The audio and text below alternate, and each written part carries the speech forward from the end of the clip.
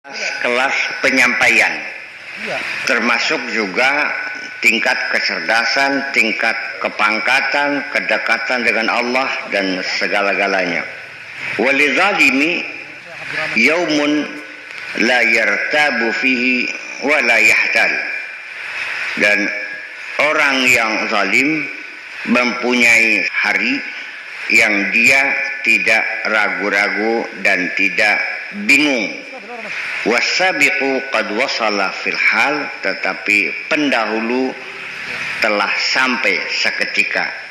Asmi' bihim wa absir yawma yatunana lakin zalimuna al-yawma fi dhalalim mubin. Intaha kalamuhu radhiyallahu anhu. Asmi' bihim, betapa mereka mampu mendengar, wa absir, betapa mereka mampu melihat. Ini bentuk ta'ajub ya, afail bihim. Yauma yatunana, pada suatu hari mereka mendatangi kami, tetapi orang-orang yang zalim hari itu dalam keadaan ketersesatan yang jelas. Intaha kalamuhu ridwanu. Famana urbika minal haq. Jadi makna kedekatanmu dengan Allah itu antakuna musyahidan liqurbika minka qurba wujudin wa ihatatin, yaitu engkau menyaksikan kedekatan Allah terhadap kamu, kedekatan wujud dan kedekatan liputan. Bukan hanya kedekatan jarak, tapi kedekatan liputan, bahwa Allah meliputi kamu, melingkari kamu. Wadzalika bada'an talattafat awalimuka, yaitu setelah alam-alam batinmu menjadi lembut. Wa faniyat dairatu hissika, dan setelah sirna, setelah musnah daerah indramu. Wahina idin yatahaqqaqu qurbuka minhu, ketika itulah baru dapat terrealisasi kedekatanmu dengan Allah. Qala ta'ala wa idh qulna laka inna rabbaka ahata binnas, dan ketika kami katakan kepadamu sesungguhnya Tuhanmu meliputi manusia. Meliputi apa? Mengetahui segala-galanya. Tahu berapa liter darah yang mengalir di dalam tubuhmu. Meliputi tahu berapa jaringan, berapa miliar saraf yang berfungsi. Ada berapa liter air yang ada di dalam tubuhmu. Ada berapa lembar rambut kepalamu. Paham begini? Persoalan apa yang sedang kau pikirkan dalam hatimu? Berapa cacing anklostoma yang ada di dalam perutmu? Berapa banyak pori-pori tubuhmu? Tahu semua. Udah, itu namanya meliput, maksudnya begitu. Bukan sekedar melingkar ya, tapi meliput itu artinya dalam bahasa Pers liputan itu apa sih ya? Yang nggak liput juga sih, terlalu ya, tapi ya oke lah. Lipat, iya, ya. Awalam yakfi bi rabbika annahu ala kulli syai'in syahid. Apakah tidak cukup dengan Tuhanmu saja yang tahu tentang segala sesuatu, yang menjadi saksi atas segala sesuatu? Apa nggak cukup kepada Allah saja yang bisa menyaksikan segala sesuatu? Kok masih pengen disaksikan orang juga? Pengen diketahui oleh tetangga atau oleh manusia? Ya udah aja, langsung ke Allah aja. Nggak usah bawa pers lah, nggak usah bawa wartawan, nggak usah diliput. Biar Allah aja meliput dah. Nggak usah diliput ya pers lagi, selesai. Iya. Wa illa ta'taqid hadza, ketika engkau belum sampai meyakini hal ini, wa taqadda wujuda nafsika, dan kamu meyakini ada akan keberadaan dirimu, wa subuti hissikal wahmi, dan kau merasakan keberadaan rasamu yang waham, yang apa, ilusif, rasa yang ilusif, atau rasa yang ya bukan ilusi ya, halusinasi ya, waham itu. Fala tusyahid ilal bu'da, maka yang akan kamu lihat hanyalah kejauhan. Yang dapat kamu rasakan hanyalah jauh dari Allah. Ya, bohong. Sebab dirimu masih ada. Selagi engkau masih ada, selalu memikirkan sayanya dapat apa, untungnya berapa, saya berapa, istri saya berapa, anak saya berapa. Ujung-ujungnya semua juga egois semua, untuk dirinya semua. Orang yang dirinya masih ada, apapun yang dilakukan adalah untuk dirinya. Sekalipun bikin masjid untuk dirinya, bikin pesantren untuk dirinya, bikin panti asuhan yatim piatu untuk dirinya. Sok apa lagi? Kenapa? Ya karena dirinya ada. Untuk dirinya. Sok apa lagi contohnya? Ngaji untuk dirinya. Untuk Allahnya kapan? Nanti. Kalau dirimu sudah tidak ada.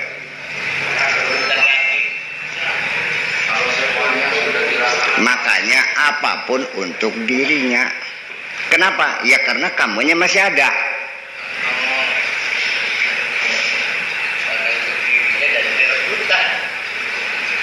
Oke deh. Secara syariat masih dalam batas toleransi dirinya itu. Sudah dilihat sebagai suatu kebaikan. Untuk umatnya 50%, untuk dirinya 50%. Itu sudah hebat. Sangat tidak mungkin untuk masyarakat semua dirinya tidak dapat apa-apa. Sangat sulit sekali. Semuanya untuk orang lain sampai dirinya kelaparan. Sulit terjadi. Tetapi ada. Setiap zaman ada orang yang seperti itu. Bal yu'siruna ala anfusihim walau kanu bihim khasasah. Shadaqallahul azim. Siap mengalah atas dirinya demi kepentingan orang banyak dulu, sekalipun mereka sampai menderita tidak punya apa-apa. Ada enggak? Ada. Ada. Tetapi juga tidak semua orang menyadari bahwa itu orang hebat. Malah kebanyakan dalam masyarakatnya orang gila kayak gitu tuh. Dan istrinya langsung minta cerai. Anaknya juga pada minggat. Bapak beli bener gimana? Bapak sinting. Langsung minta cerai. Sang istri langsung minta cerai. Dan anak-anak juga nggak ngaku bapak. Anaknya mau sekolah untuk masuk pendaftaran kuliah. Tetangga hamil mau melahirkan perlu sesar. Memilih istri tetangga dulu. Ini nyawa soalnya. Anak saya kan tahun depan masih bisa. Orang sinting orang bener nih. Orang sinting kan. Anaknya marah. Sejak sekarang engkau bukan bapakku lagi. Dan istrinya langsung besoknya bawa lebih minta cerai. Nggak benar. Orang yang benar itu di setiap zaman selalu tertuduh adalah orang sinting. Jadi kalau kamu pengen benar, siap dibilang sinting.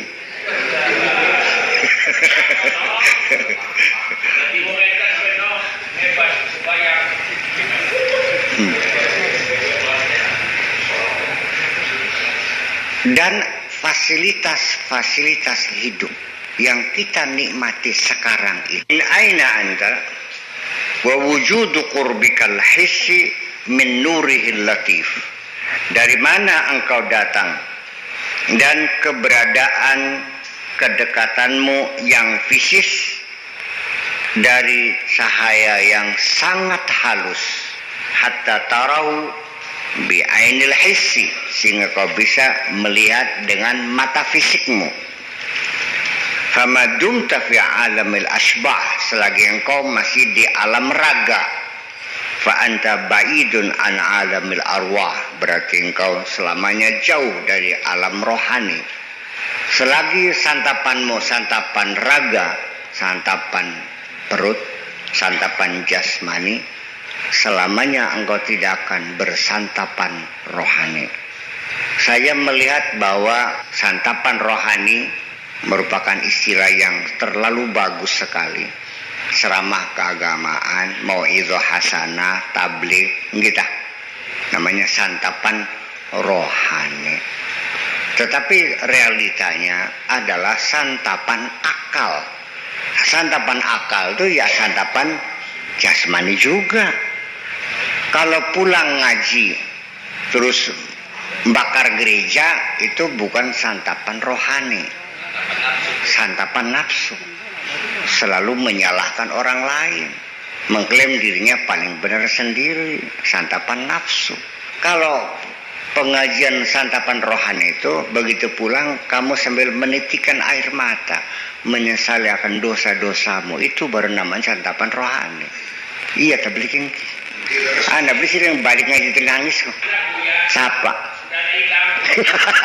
Sudah hilang wangi itu. Iya.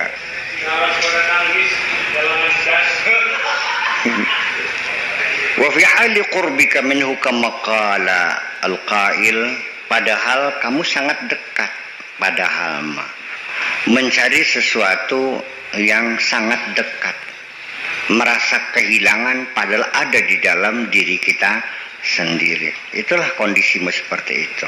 Au qala syair, wa min ajabin anni ahinu ilaihimu wa as'alu syauqan anhum wa humu ma'i wa tabkihim atau wa tabkihumu aini wa hum bisawadiha wa yashkunna wa qalbi wa hum baina adlu'i.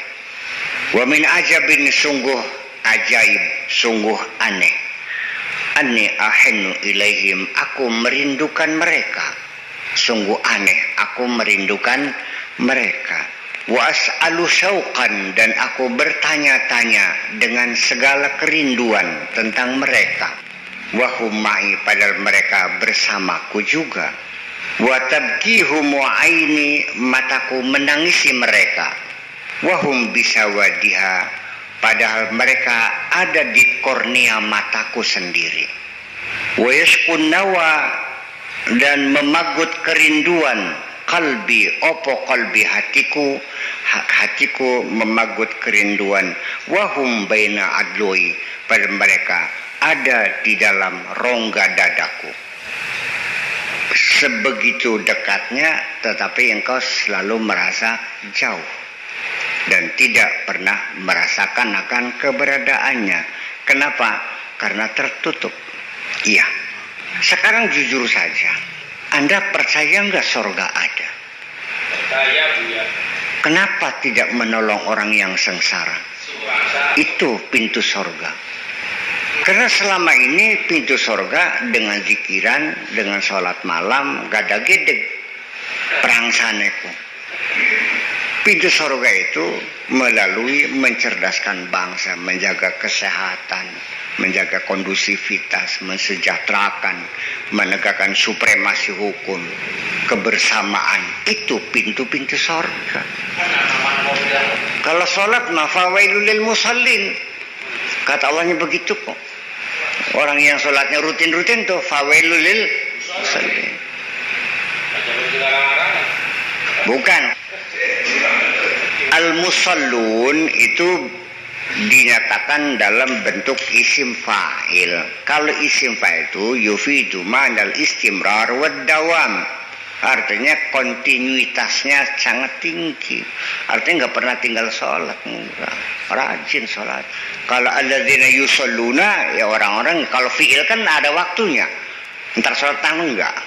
Itu bedanya jumlah ismiyah dengan jumlah fi'liyah itu seperti itu. Jadi ya itulah persoalannya. Kalau seandainya paradigma kita ini digeser sedikit, bahwa surga adalah melalui membangun kebersamaan, kondusivitas, kemakmuran, supremasi hukum, saya kira baru agama ini berfungsi. Tapi ketika hanya tenggelam dalam rutinitas, dalam seremoni-seremoni, ya hanya seremoni. Sekarang saya berani menantang, buktikan bahwa kamu akan menjadi bangsa yang maju. Sholatnya 17 waktu, baca subhanallahnya 300.000 sehari. Buktikan, saya ingin tahu. Dijamin maju enggak? Enggak dong. Yang dijamin maju itu ialah dedikasi, loyalitas, kebersamaan, etos kerja, disiplin waktu, ya kan begitu. Kejujuran, transparansi, itu dong. Iya, beliin ki. Lagi gimana lagi?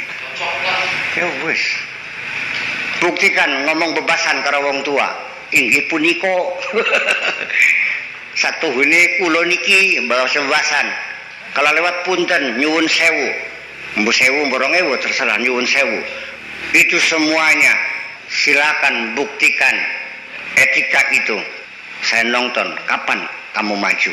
Saya tidak yakin. Kemajuan dengan kerja keras, kejujuran, transparansi, kebersamaan sosial.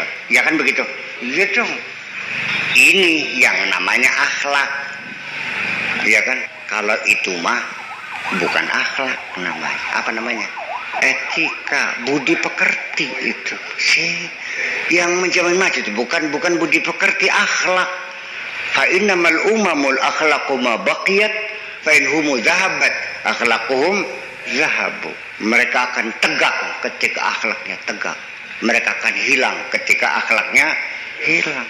Nah, ketika akhlak kita ini hilang, kita juga akan hilang. Percaya atau tidak? Trust, kepercayaan sudah enggak ada. Frustrasi sudah kita lihat pada wajah-wajah kita ini. Wajah-wajah yang frustrasi semua kamu nih. Yang gak ada harapan untuk hidup. Ya. Jangan memikir masa depan. Bagaimana saya sakit. Gak usah mikir. Mau darmang sawuru gak saya aku. Ketika kira pajerakan siapa sih ngobati. Sematine. Anak kamu cerdas. Jangan berhayal tinggi. Wis kagian belajar sama kaya wis. Kalau duurga sing di duit siran. Tidak akan ada siapapun yang memikirkan dirimu. Dari sini menjadi persoalan, mungkinkah kondisi semacam ini membangun rasa cinta kepada tanah air? Sulit. Bagaimanapun cinta adalah muncul karena kebaikan-kebaikan.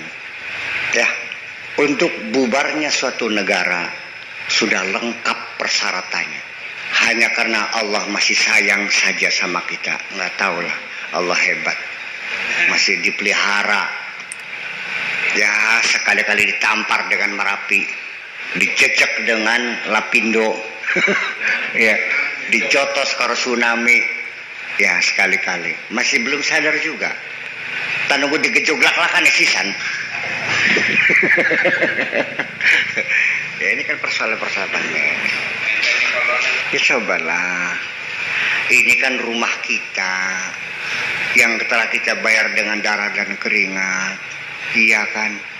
Mereka para pahlawan tuh membayar rumah kita ini dengan darah mereka, keringat mereka, dengan nyawa mereka. Ketinggal dipelihara ya kok susah banget sih. Jangan dirusakin sendiri. Sudah menyekat jadi peperki dewe. Yang saya dicokoti sudah mungkin pripeman. Ubinya di bodem. Kedengar di loro di dewek apa dewek si priping man. Lamun ana wong duwe omah. Kedengar di loro di katene peprake. Wong edan tutukin ki. Ya berarti edan sirake. Iya. Laute dirusaki dewek, alas dibabaju dewek. Si priping kan. Bukan orang lain kok, kita sendiri. Itu saja. Subhana man ba'ada qauman fi hadi qurbihim wa qarraba qauman min ghairi